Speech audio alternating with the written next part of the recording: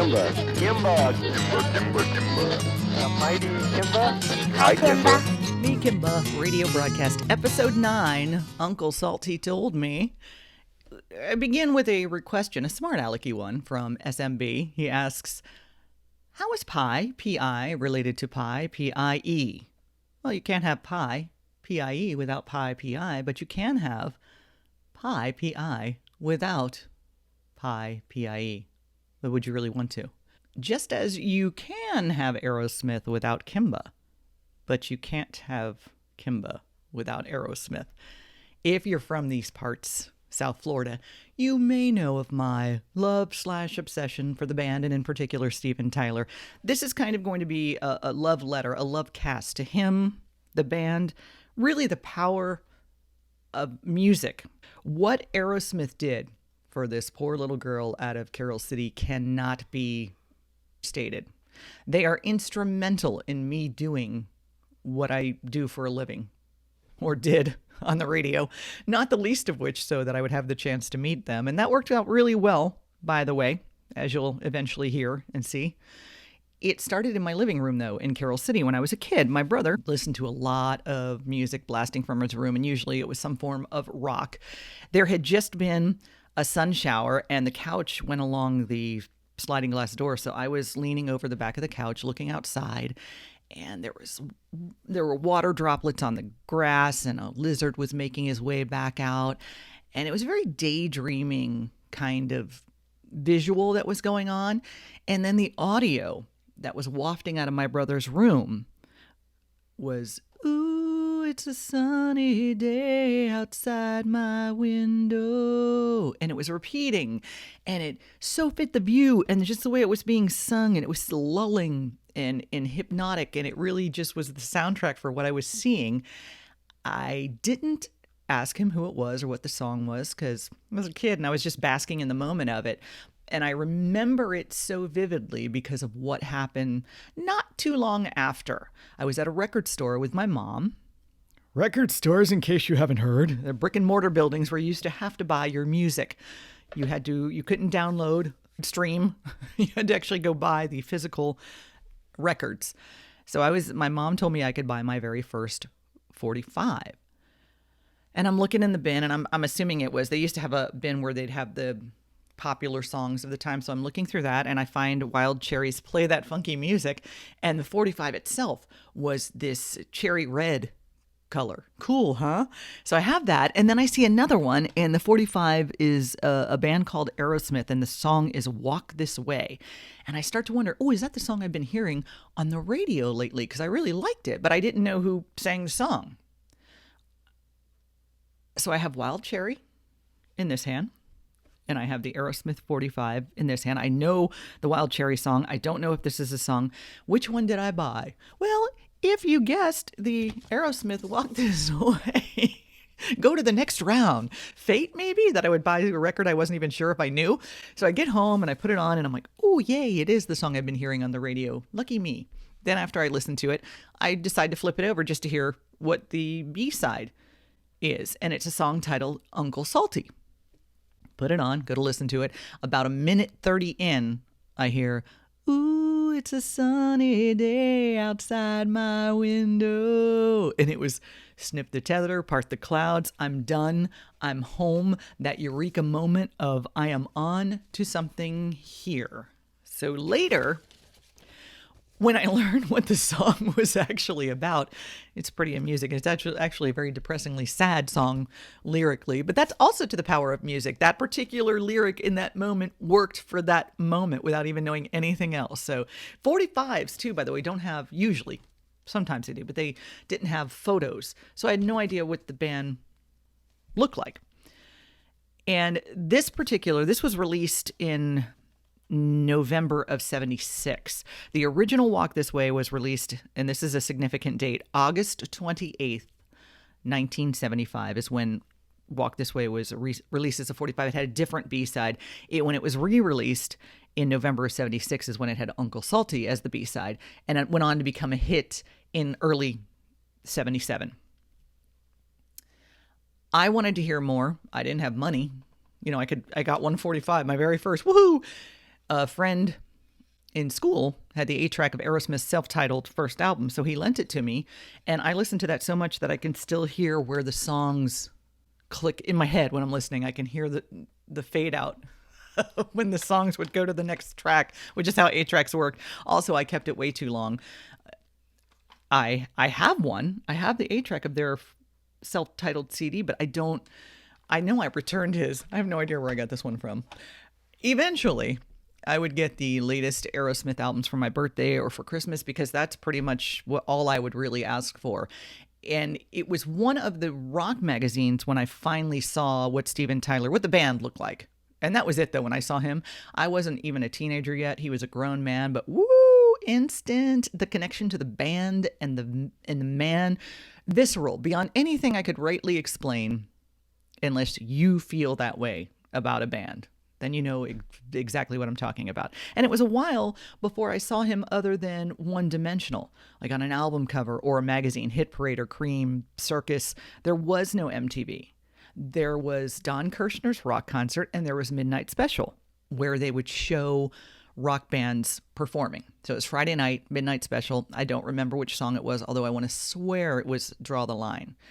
All I remember was I finally saw them moving. It's alive! And I was so excited and I wanted to scream bloody murder, but it was midnight and my parents would have killed me. So I had my best friend on the phone and I was jumping around my living room, whisper screaming, oh my God, oh my God, oh my God, like that. And that's kind of how it went for a while. Years go by, I listened to them constantly, but given where I am, poor girl in Carroll City, and given who they are and where they are, famous rock stars, I have no delusions. I will ever meet them. Well, dream I will. I dream that I will. And as a teenager, I had a cockatiel that I had for 31 years, and I listened to Aerosmith so much during that time, during my teenage years, I did not realize how much until early 2000s, car companies running an ad, and they're using Dream On. My bird went nuts. I didn't make the connection initially, but then every time it would come on, Gnarly would freak out. Yes, his name was Gnarly. And I finally realized what was going on when my friend came over, because they played that commercial a lot. I told her what was happening. She didn't believe me. And then it came on again. He did it again. You need to record that. You need to send it to Aerosmith. I did record it. I never sent it to them. I can't show you now because it has Dream On in the background to the copyright thing. So I can't really, but I do have it.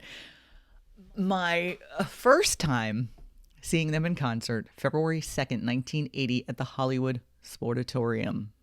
And I have seen them every time they've played since, except I think one time I missed them. I also traveled to see them, and I knew I had seen them 2 nights in a row at the Sunrise Musical Theater, and I was almost positive it was the Back in the Saddle tour. When I went searching on the internet, I could only find December 18th, 1984. I'm like, I know I went 2 nights in a row. Well, then I went into my ticket stubs, I dipped into them, and voila. Yes, they also played December 17th as well. I wore white pants that I took, it was called Artex, and they were these paint pens. And I painted all my pants all up in Aerosmith and wore these pants with their logo and all kinds of stuff, the band members' names I put on the pants. And then also back in the 80s, the Dade and Broward, the county fairs were a big deal. And the booths would always have a booth with rock stuff. Band mirrors or silk banners. I have several of both. And I draped myself in the silk banner while wearing the Artex logo pants. So I was a walking logo. I'm sure I looked completely sane. March 28th, 1986, the Dunwood Mirrors Tour, that was also at the Hollywood Sportatorium. I had a shirt custom made, and it had Steven Tyler's face and the Aerosmith logo on the front, and then it has Lord of the Thighs written on the back. And I'm pretty sure it cost in the area of $90 to $100, which was a fortune in 1986, 34 years ago. It still fits, though, and he did a really good job. It was that show where I bought every last bit of merchandise they had. And as I was walking away, I saw a bumper sticker that I missed. And I said, oh, I didn't see that. And the guy literally picked it up, just handed it to me and said, here, just take it. Like, go away, crazy lady. That was probably the most obsessive point where I had everything that I could possibly get my hands on. In the late 80s, my best friend was a bartender at the legendary Button South. And she got word that Steven Tyler and Joe Perry were going to be coming to the bar to support a new band that was on the same label. The band had recently done a photo shoot where Steven wore a Chiquita banana sticker on his hand, and I definitely wanted to make sure he noticed me, so I had several on hand. I had spares. Steven and Joe, they walk in, they sit down. Security was letting a few people go up to them, but I was terrified, petrified. What if security turned me away? What if Steven and Joe were just like, eh?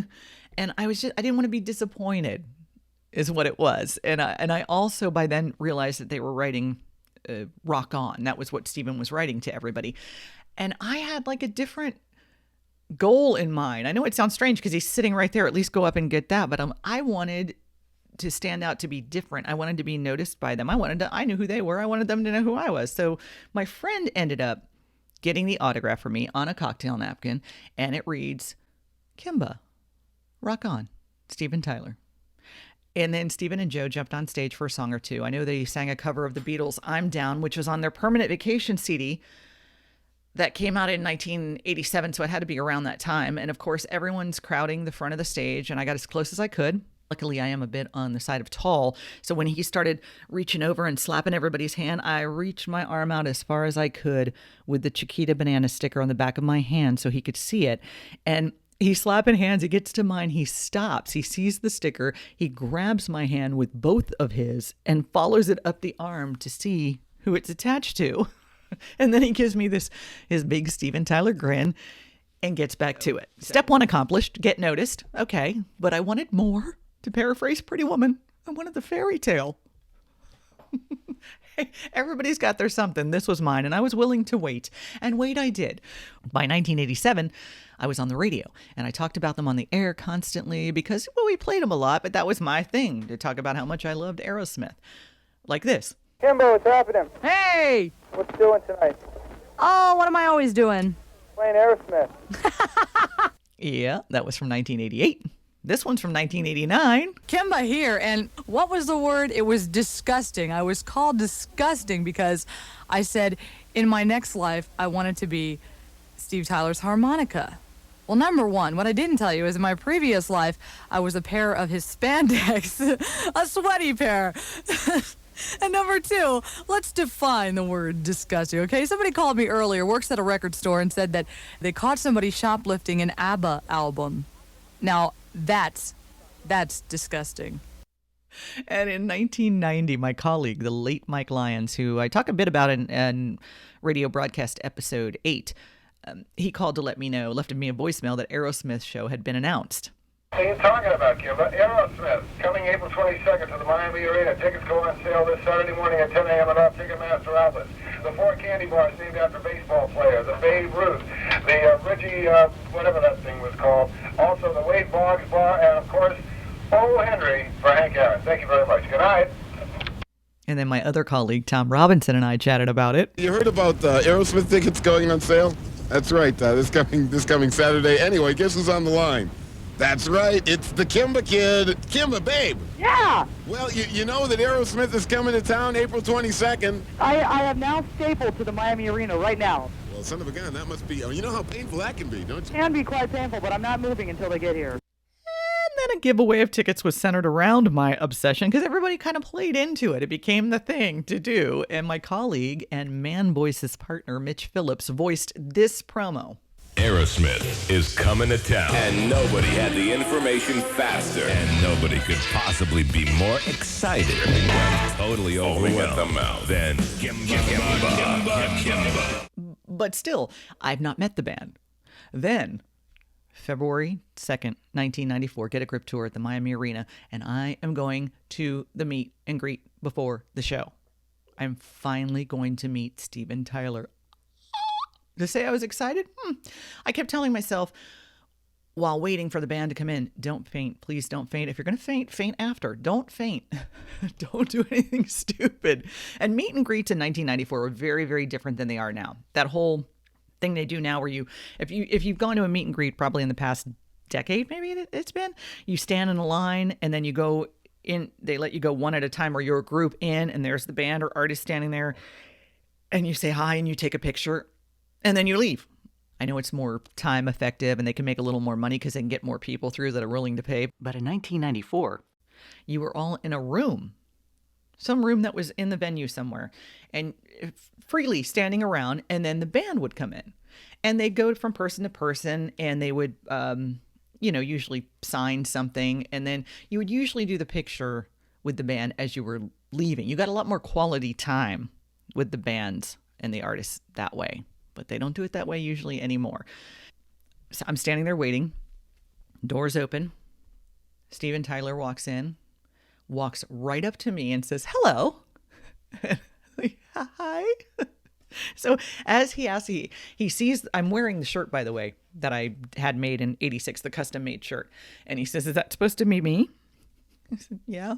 And then he asked me my name so that he can sign my Get a Grip album cover poster. So while he's signing, he puts my name and he's signing "Love, Steven Tyler." I am talking to him and I said, I always say that I'm going to be your harmonica in my next life. So I figured I should probably ask you if that's okay.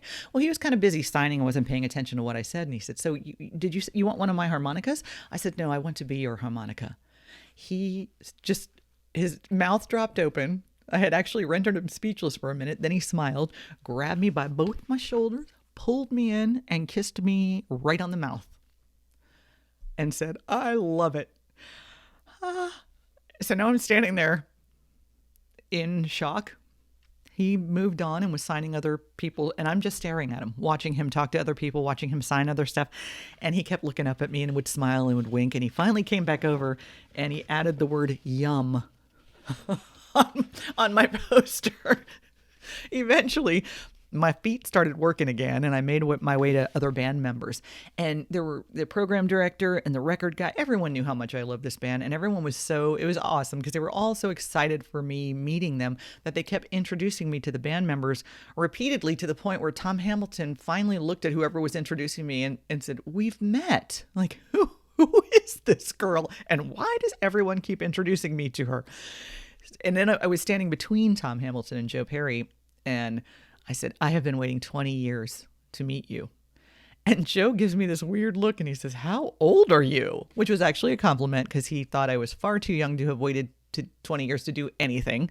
Thank you, Joe. I appreciate that. For the show last evening, I went back. I said, "Steven, in my next life, I wish to be your harmonica. Is that okay with you?" And he replied, "Wow, man, that's a hard question. But I would have to respond with a qualified yes." "Oh, what a guy." Got a call. "Did Steve Tyler really kiss you, Kimba?" "Yes, he did." So now I'm closer to my goal. I've met them. I didn't faint. A friend of mine was kind enough to give me their set list off the stage, so I got a little memento from that. I got the autograph. But he still really doesn't know who I am, so I'm like, I got to work on that. We got to get that going. So I got an unexpected assist. January 12th, 1996, Ocean Drive magazine, they're celebrating their 3rd anniversary, and a brief interview with me was in that issue. I mentioned in the interview about our meet and greet where I asked him if I could be his harmonica. So that's part of the little blurb in there. Apparently, my invite to the actual 3rd anniversary party on South Beach somehow got lost in the mail. Steven Tyler, however, was at the party with his best friend, Richie Supa. Richie is a songwriter. He lives in South Florida. He wrote several songs with and for Aerosmith, Chip Away the Stone, Pink, Lightning Strikes, amazing. He founded Recovery Unplugged, a music-based drug addiction treatment center that's here in Fort Lauderdale. So Steven and Richie are at this party in 1996, and news stations are there covering the anniversary of the magazine, and reporter Pam Giganti got an on-camera interview with him. Steven, tell us about what's going on here in South Florida, why you're here tonight. Well, I'm down here doing an album over at Criteria Studios. Let's give it all away at once. Any other secrets you want to tell us? Not at the moment. What do you think about Ocean Drive magazine? I know that they did an article on my friend Richie Supa here, so I'm as pleased as punch. And there was another gal that was interviewed who was in the magazine, Kimba. She's a DJ at a radio station here, who said that she would very much like to come back in another life as your harmonica. Ooh, I like that. Kimba. Arrrr. I will be forever grateful and will forever love Pam. In fact, I finally recently met her and told her that. I will always love you for doing that. I don't even know if you remember. She said she did, but she helped to further set up what you will hear in part 2 of this love letter, love cast to Aerosmith, Steven Tyler, just the power of music and what it can do and how dreams and goals can come true. So I hope you will listen. Thank you for being one of Kimba's Heard, and thanks for listening to me, Kimba, radio broadcast, episode 9, Uncle Salty told me. This Kimba's on the radio.